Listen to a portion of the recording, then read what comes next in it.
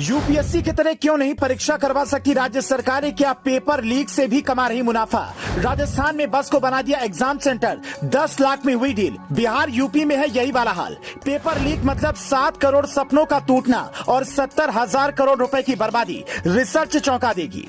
Paper leak मतलब एक student को करीब 30 से 35,000 रुपए का नुकसान, 7 करोड़ अभ्यर्थियों के सपनों का टूटना और 70,000 करोड़ रुपए की बर्बादी।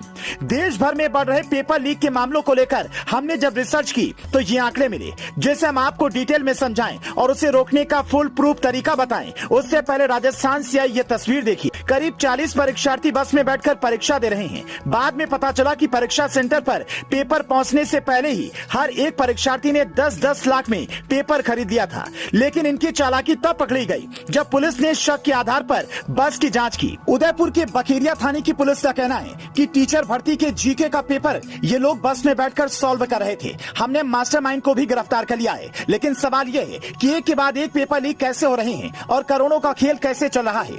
इसे ग्राफिक्स के जरिए समझिए। एक अनुमान के मुताबिक देश भर में कंपटीशन की तैयारी करने वाले करीब 7 करोड़ स्टूडेंट्स हैं। हम आपको बिहार, यूपी और राजस्थान का उदाहरण देकर समझाते हैं कि कैसे ये खेल करोड़ों का है। बिहार, यूपी और राजस्थान में तैयारी करने वाले स्टूडेंट्स की संख्या करीब 2.5 करोड़ है। एक स्टूडेंट्स का 1 साल का खर्चा 1 लाख रुपए। परीक्षा रद्द हुई तो 3 से 6 महीने ज्यादा लगेगा, जिसका खर्च 30 से 35,000 रुपए। अगर 2 करोड़ छात्र भी परीक्षा रद्द होने से प्रभावित हुए तो नुकसान 2 crore multiply 35,000 equal to 70,000 crore. इसमें किताब कॉपी से लेकर रहने खाने तक का खर्च शामिल है। कोई जमीन बेचकर तो कोई पेट काटकर अपने बच्चे को पटना, इलाहाबाद और जयपुर भेजता है। लेकिन यहाँ बैठे पेपर लीक माफिया उसके सपने कुचल देते हैं। इसका कुछ पैसा टैक्स के रूप में सरकार के पास भी जाता है और करोड़ों की कमाई होती है।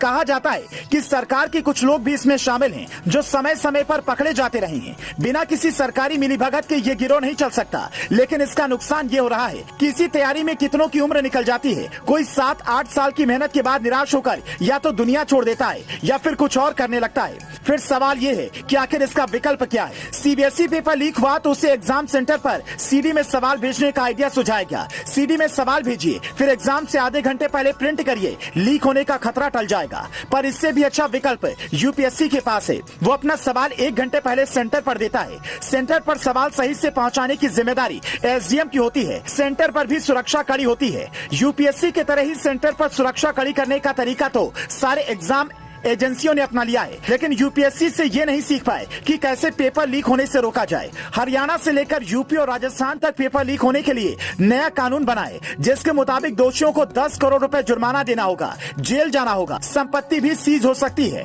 लेकिन कुछ एक्सपर्ट कहते हैं कि अगर नकल रोकना है तो फिर योगी की बुलडोजर वाली पॉलिसी अपनानी होगी। लेकिन बुलडोजर से भी ज्यादा समाज की सोच में बदलाव की जरूरत है। हर अभिभावक और बच्चे को ये सोचना होगा कि 10वीं या 12वीं की परीक्षा में जब कोई आपसे चीटिंग या मॉडल पेपर खरीदने के लिए कहे तो आप उसे कहिए कि पूरा किताब पढ़कर जाओ। भले ही नंबर कम लाओ, लेकिन शॉर्टकट के चक्कर में मत पड़ो। ये वो न्यूज़ है जहां से बच्चा चीटिंग की ओर जाता है। अगर आपको ये रिपोर्ट अच्छी लगी हो तो इसे इतना शेयर कीजिए कि सरकार नकल मुक्त परीक्षा का फुल प्रूफ प्लान बनाए और इन आइडियाज को भी शामिल करे। Bureau report, news flash.